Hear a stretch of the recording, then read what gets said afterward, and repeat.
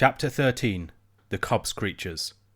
About this time, the gentlemen whom the king had left behind to watch over the princess had each occasion to doubt the testimony of his own eyes, for more than strange were the objects to which they would bear witness.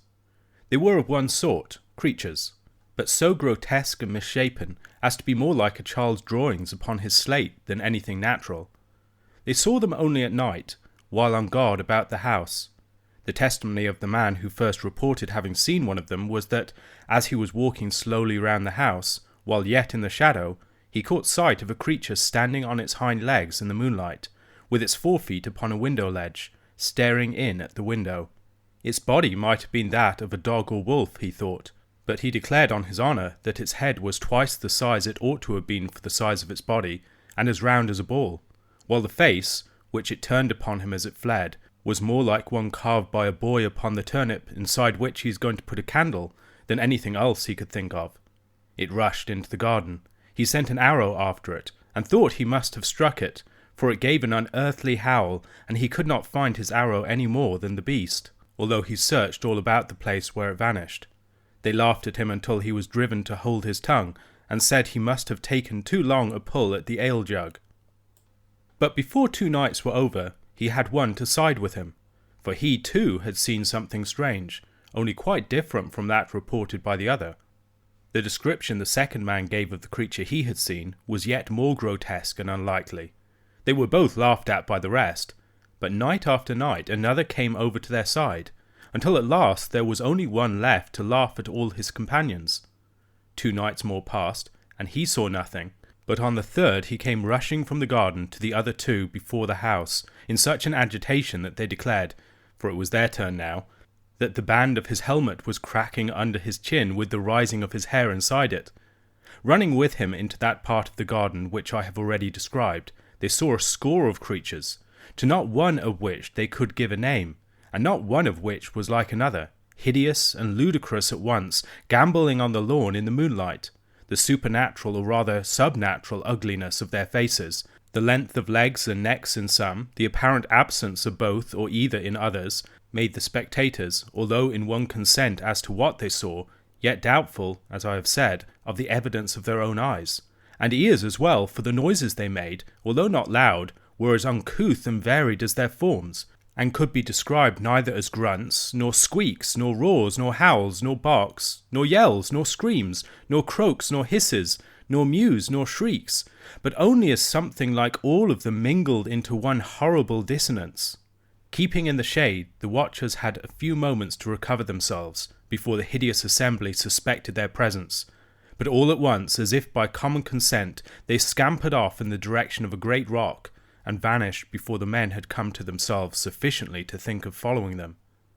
My readers will suspect what these were, but I will now give them full information concerning them. They were, of course, household animals belonging to the goblins, whose ancestors had taken their ancestors many centuries before from the upper regions of light into the lower regions of darkness.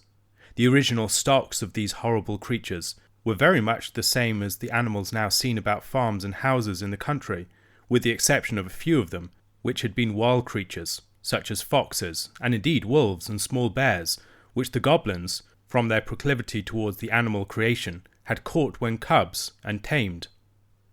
But in the course of time all had undergone even greater changes than had passed upon their owners. They had altered, that is, their descendants had altered, into such creatures as I have not attempted to describe except in the vaguest manner, the various parts of their bodies assuming, in an apparently arbitrary and self-willed manner, the most abnormal developments. Indeed, so little did any distinct type predominate in some of the bewildering results, that you could only have guessed at any known animal as the original, and even then, what likeness remained would be more one of general expression than of definable conformation. But what increased the gruesomeness tenfold was that, from constant domestic, or indeed rather family association with the goblins, their countenance had grown in grotesque resemblance to the human. No one understands animals who does not see that every one of them, even amongst the fishes, it may be with a dimness or vagueness infinitely remote, yet shadows the human. In the case of these, the human resemblance had greatly increased, while the owners had sunk towards them, they had risen towards their owners. but the conditions of subterranean life being equally unnatural for both, while the goblins were worse, the creatures had not improved by the approximation, and its result would have appeared far more ludicrous than consoling to the warmest lover of animal nature. I shall now explain how it was that just then these animals began to show themselves about the king's country house. The goblins, as Curdie had discovered, were mining on, at work both day and night, in divisions urging the scheme after which he lay in wait. In the course of their tunnelling, they had broken into the channel of a small stream, but the break being in the top of it, no water had escaped to interfere with their work. Some of the creatures, hovering as they often did about their masters, had found the hole and had, with the curiosity which had grown to a passion from the restraints of their unnatural circumstances, proceeded to explore the channel. The stream was the same which ran out by the seat on which Irene and her king papa had sat, as I have told, and the goblin creatures found it jolly fun to get out for a romp on a smooth lawn such as they had never seen in all their poor miserable lives. But although they had partaken enough of the nature of their owners to delight in annoying and alarming any of the people whom they met on the mountain, they were, of course, incapable of designs of their own, or of intentionally furthering those of their masters.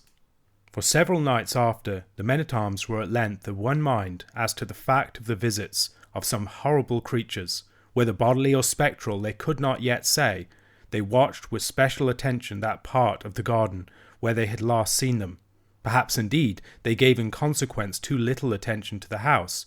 but the creatures were too cunning to be easily caught, nor were the watchers quick-eyed enough to descry the head, or the keen eyes in it, which, from the opening whence the stream issued, would watch them in turn, ready, the moment they should leave the lawn, to report the place clear.